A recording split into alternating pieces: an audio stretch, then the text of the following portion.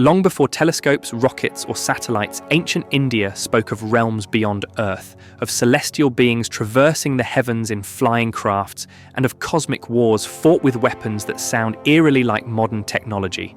The Vedas and Puranas, texts dismissed by some as mythology, describe technologies and knowledge systems far ahead of their time.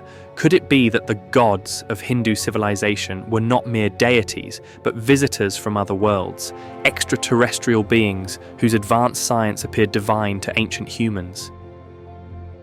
One of the most mysterious accounts comes from the Ramayana in the Kishkinda Kanda, where Sugriva, the Vanara king, instructs his search parties to explore every corner of the earth in search of Sita. His descriptions are astonishing. He details vast continents, great mountains, frozen poles, and distant islands that align remarkably with the modern map of the globe. Sugriva even mentions a circular Earth surrounded by vast oceans, at a time when the rest of the world still believed in a flat planet. How could an ancient text written thousands of years ago depict geographical knowledge of the Arctic, Antarctic, and faraway lands like Africa and the Americas? Some argue it's coincidence, but others suggest that this atlas was not poetic imagination. It was data. If the gods who interacted with humans in those eras came from the skies, could they have shown early humans what the world truly looked like from above? No discussion of ancient Indian mysteries is complete without the Vimanas, the flying chariots of the gods. In the Rig Veda, Mahabharata, and Ramayana, these crafts are described in extraordinary detail. They could soar in the sky, travel between worlds, and even launch destructive weapons that sound like missiles or laser beams. The Samarangana Sutradhara, a 10th century text attributed to King Bhoja, describes how Vimanas were built using metals resistant to heat, powered by mercury engines and controlled by mental commands.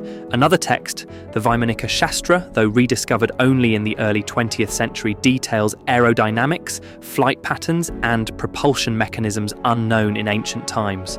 Were these poetic metaphors? Or are we glimpsing the memory of real machines, perhaps given to humanity by beings whose technology was indistinguishable from magic? The Mahabharata is often called a spiritual epic, but buried within its verses are scenes that sound less like ancient battles and more like modern warfare. Consider the description of the Brahmastra, a weapon so powerful that it could destroy an entire city and scorch the earth for generations. It required precise activation codes, could only be used once, and unleashed blinding light and heat. Modern scholars have compared this to nuclear weaponry. The strange vitrified ruins found in parts of Rajasthan, where sand is fused into glass under extreme heat, raise unsettling questions. Could these be remnants of ancient atomic detonations? And if so, who gave humans such catastrophic power? The epic repeatedly mentions gods descending from the heavens in blazing chariots, observers or participants in this ancient cosmic conflict. Ancient Indian texts contain astronomical data so precise it stuns modern researchers. The Surya Siddhanta calculates the Earth's diameter, orbital period, and distance from the Sun with a precision rivaling contemporary measurements. The text also describes planetary motions, eclipses, and even the concept of time dilation, measuring time differently for gods and humans, much like Einstein's relativity would explain thousands of years later. How did people thousands of years ago, without telescopes or satellites, measure such phenomena? The priests of Babylon and Egypt guessed. The rishis of India knew. Could their knowledge have come from visitors who observed Earth from beyond its skies? Lord Krishna's city, Dwarka, described in the Mahabharata, was said to be built of gleaming metal, adorned with lights that never dimmed and connected by causeways that glowed at night. When it sank beneath the sea after Krishna's departure, it was considered a legend, until marine archaeologists discovered ruins off the coast of modern Dwarka, matching the descriptions almost exactly.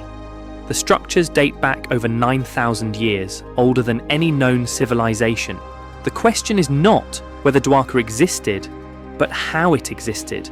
Could the architectural marvels, glowing pathways and energy systems have been remnants of advanced technology shared by beings the ancients called gods? Ancient Indian cosmology speaks of multiple worlds, locus, each inhabited by different beings. The Devas and Asuras are said to have come from distinct realms, waging wars not just for land, but for cosmic dominance. These were not supernatural myths. They could be accounts of interstellar civilizations, their conflicts echoing through human memory. Moreover, time in Hindu philosophy flows differently across these realms. What feels like centuries on Earth may be mere moments in the heavens. Such relativity is not fantasy. It aligns with modern physics. Were these realms in fact other dimensions or planets, and were the gods visitors from those distant worlds? Ancient texts often mention the gods interbreeding with humans, creating hybrids of extraordinary intelligence and strength. Figures like Hanuman, born of divine energy and human form, fit this pattern. If ancient astronauts did descend to Earth, could they have modified human genetics, accelerating our evolution and gifting us bursts of advanced knowledge? The sudden appearance of agriculture, architecture, and mathematics in early civilizations might not be a coincidence, but a spark, a gift from the stars. Modern science is only beginning to rediscover what the ancients may have already known, that humanity's story is deeply intertwined with the cosmos. The gods of Hinduism might not have been omnipotent beings, but travelers, teachers from distant star systems. The divine weapons, flying palaces, and celestial maps could all be remnants of contact with a civilization whose technology defied comprehension. Perhaps the temples, rituals, and mantras we preserve today are echoes of communication protocols, technologies, and memories of a forgotten partnership between humans and cosmic visitors.